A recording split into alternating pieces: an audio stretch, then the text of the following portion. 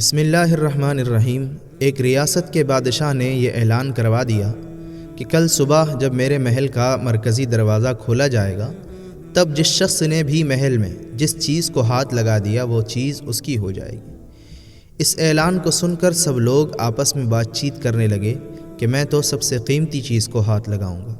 کچھ لوگ کہنے لگے میں تو سونے کو ہاتھ لگاؤں گا، کچھ لوگ چاندی کو، تو کچھ لوگ قیمتی زیورات کو، کچھ لوگ گھوڑوں کو، تو کچھ لوگ ہاتھی، کچھ لوگ دودھ دینے والی گائے کو ہاتھ لگانے کی بات کر رہے تھے۔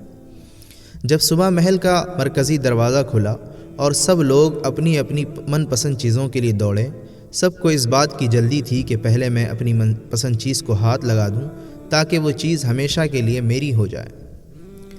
بادشاہ اپنی جگہ پر بیٹھا سب کو دیکھ رہا تھا اور اپنے آس پاس ہو رہی بھاگ دوڑ کو دیکھ کر مسکرا رہا تھا۔